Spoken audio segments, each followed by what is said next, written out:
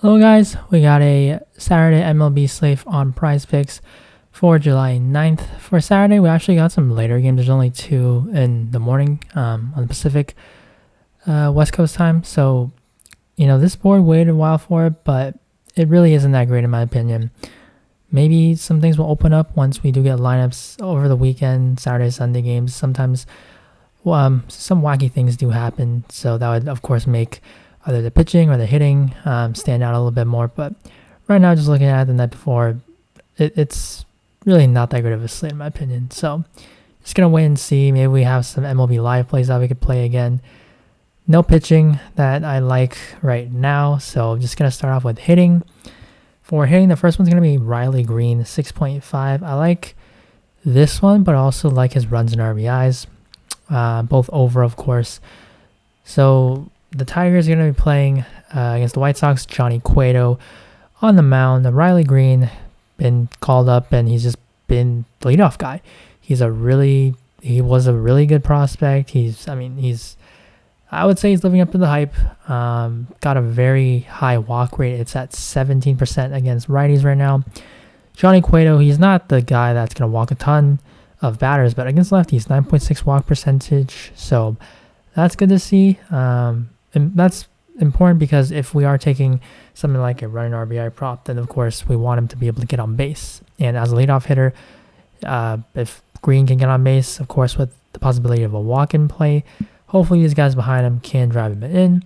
The White Sox bullpen, it kind of has been average. It really hasn't been that great. So I think even if Cueto, he doesn't really play or he doesn't pitch for a while, probably means that the Tigers got to him or something in that case.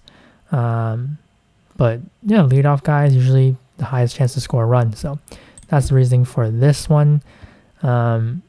Greene, he has decent speed. Cueto, not really a guy that gives up a ton of stolen bases. So if you want to play the runs and RBIs over fantasy score, I don't really have a lean on it. So just kind of either or. The next one is going to be Adolis Garcia. He's at 5.5, and I think this is just too low of a line when you look at some of the other players on this board that are the type of hitter, or some guys that are worse hitters than Adolis, but they just have a higher line than him. Devin Smeltzer is not a bad pitcher, but he does struggle against righties, particularly power. And Adolis Garcia is a power hitter. You look at 9 homers allowed compared to 1 for Smeltzer. And then for Adolis, he actually has reverse splits. But obviously this year, I would say this is not something that I would expect to continue. The batting average is really it's significant. The drop off there throughout his career, hasn't been in the majors for a long time. Really, he's 29, but this year, he's been a reverse splits guy, but I definitely think that he's going to have better days ahead, particularly against lefties. And this matchup against the Twins, Smeltzer, again, he's not a bad pitcher, but Adolis Garcia hitting in the middle of the lineup, I just think that this line is too low for him. So that's why I have him going over here. And then next one is Wander Franco, 6.5. Also think this one's just too low. Franco, I should mention Adolis actually does have some stolen base potential, but Smeltzer is a lefty, not really someone that gives up a ton of stolen bases. Same thing Wander Franco. He will steal as well. And for him, he's missed about a month, so that's why he only has 5 stolen bases on the year. But he is a switch hitter. Hunter Greene, he gives up a lot of home runs. Franco, not known to be a power hitter, but he doesn't really strike out, and that's one concern when you're facing Hunter Greene, because he has elite K stuff. But when you do make contact, you usually can have success against him. As a lefty, you're going to be seeing fastball, slider, and then the changeup. But Greene, he gives up a lot of power. 13 homers, 9 homers to lefties. 22 homers on the year already allowed. So that's a huge concern. Pretty much fastball, slider against lefties. He does mix in a little bit of that changeup. But Franco, again, you're playing in Cincinnati, so it's a huge ballpark upgrade for the Rays. And 82 degrees, he should be batting second. So this Reds bullpen, if they do get to Greene early or something, they should have success against that bullpen. And if they do bring a lefty, Franco hits better against those. So I think this line is just a little too low at 6.5.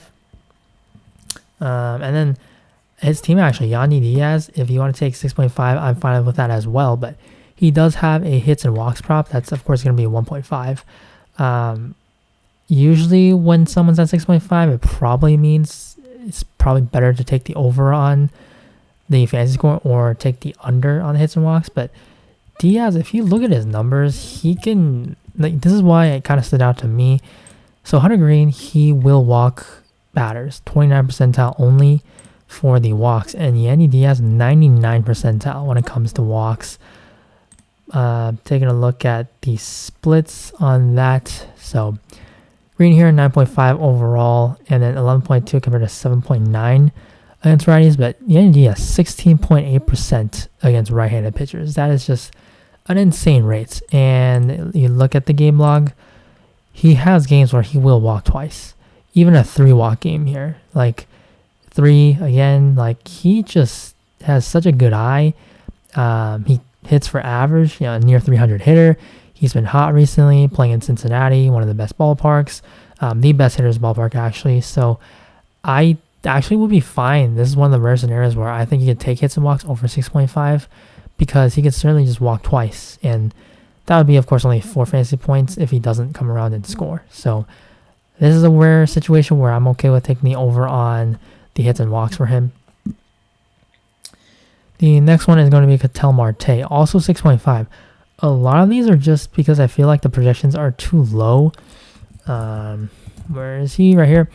Against Colorado pitching on the road. Kyle Freeland, he hasn't been bad this season, but Marte, he does hit a lot better against a lefty. He is a switch hitter.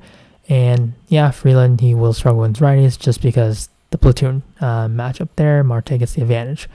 So Marte playing at home should be in the lineup. He's sat actually a few times against righties, but he will be in the lineup unless he's hurt. But he should look perfectly fine here. Hitting probably Christian Walker behind him. Been really good against lefties, so a good chance that Walker can drive in Marte as long as he does get on base. And then on to runs and RB. Actually, I'm going to take a look at total bases. No, they haven't added more. Yeah. For runs and RBIs, Riley Greene, talking about him.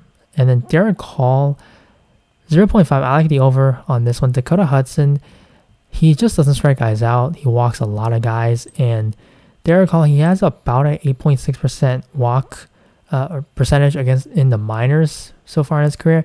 Played about 6 seasons there. And he's now up for the team. He is a lefty power bat. And at 8.6% walk, that's perfectly fine. Not high, but that's not bad.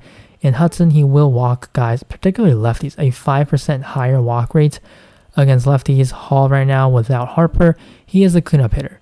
And Schwarber, Hoskins, Castellanos hitting ahead of him. They should be able to get on base against Hudson, who just doesn't strike guys out. That's a concern for these guys, as you can see with the K rate for these top 4. But they're very good hitters when they do make contact. And with that walk as well, for Hudson, the concerns, I think Hall can definitely come up to bat with guys runners in scoring position. So that's why I think this is a good spot for him to drive someone in. And this is the first time we actually have had a Derek Hall prop, and I think this is a good spot to actually take the over on him. The next one is going to be Connor Joe taking on Madison Bumgarner. They will be playing away, and usually that's not a good situation for the Rockies, but Connor Joe is a very good hitter when it comes to play against lefties.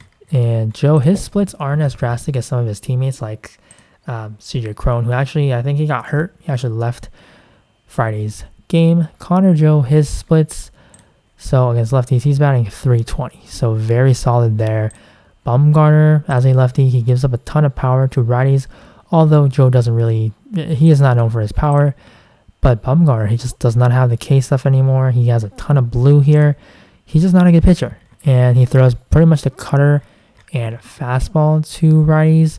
Of course, the curveball and change, but you look at the primary two, cutter, fastball. Connor Joe hits those really well. Cutter right there, 3-run value, 356 expected batting average. Fastball, 2-run value, 321 expected batting average. Yes, curveball and changeup aren't that great, but the most important pitches, though, the ones that he should see the most from Bumgarner, Joe hits well. And he's going to be the cleanup hitter. Chris Bryant, he's getting healthier. Hopefully he can continue the streak that he's on right now. CJ Cron, another guy that's going to have the platoon advantage hitting behind Joe. So I think I like the chances of the Rockies being able to score some runs here. Bumgarner, just not a good pitcher anymore. And then the last one is going to be Brandon Drury. Drew Rasmussen on the mound, not a bad pitcher, but he is pretty bad on the road though. Now this is a small sample size. He missed some games, missed some starts, I believe, due to injury. And the thing is though, again, when you're pitching in Tampa compared to probably one of the biggest like ballpark shifts that you can have for a pitcher, there's gonna be just a lot worse numbers coming from Rasmussen's way. I mean, you look at those numbers; those splits are insane, and you have to play the Reds here. And the pitches that Rasmussen throws. So for righties, right here, fast cut and slider, pulling up Drury's numbers. Drury he's really been the best hitter for the Reds, and yes, he does hit better against lefties, but he's not horrible against righties, and he has very solid numbers, batting near 300 at home. And again, the pitch types there. So again, fastball, cutter, slider, fastball right there, cutter, and slider. Really good against the slider there. 5-run value. So I think this is actually a pretty good prop when it comes to runs and RBIs. Tampa Bay, they have a bunch of bullpen arms. They usually are pretty good when it comes to pitching, but they've been dealing with some injuries. This is also a very bad ballpark for pitchers. So I think this is a situation that we can actually take players against Tampa Bay's pitching staff. So those are the plays that I have officially right now. It's possible that I'm going to move these even to become personal plays or just take them off depending on like if there's rain. There are 2 games actually. Angels, Orioles, and then the Nats and Braves could have some rain issues there.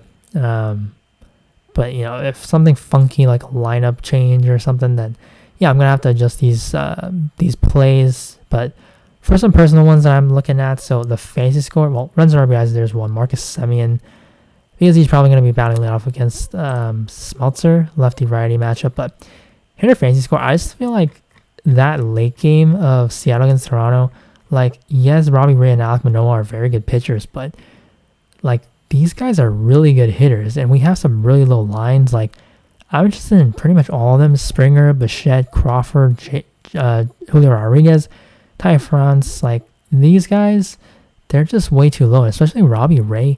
He gives up a ton of stolen bases. Springer and Bichette, they can run. So if they get on base and they steal a base, this is way too easy of an over. So I don't want to be so dependent on stolen bases, but I mean, these are really low lines for the caliber of hitters that these guys are. Ty France only at 5. I mean, he's pretty much an all-star this season. He, of course, is coming back from injury, so that's a concern. But like JP Crawford, if he's leading off at 4, I'm gonna make him an official play. Alek Manoah, he struggles against lefties, and his K rate it's only 16%. JP Crawford isn't really a K rate guy. Manoah 60% against lefties, of course. So gonna have to watch the lineup for this last game. But it seems like these loans are kind of too low even for the matchup.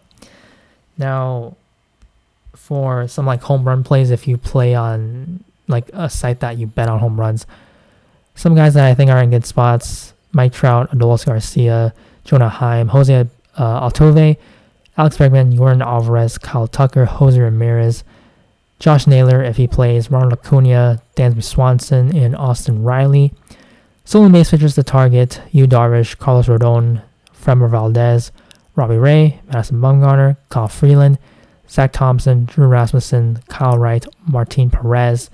And some guys that do have issues on home runs: Devin Smeltzer for righties, Zach Luke righties, Tristan McKenzie righties, Jonathan Heasley lefties, Patrick Corbin righties, Hunter Greene both sides, Bumgarner righties, and Robbie Ray righties. So, there's a lot of targets, but just this board, it just isn't set up for those guys. Like, we don't have those props available right now. So, again, right now, really nothing that stands out. Maybe we do get some more in the morning. And I'll, of course, update you guys and add those onto the plays on my Twitter. So, thank you guys for watching, and good luck on this slate, and I will see you in the next video. Bye.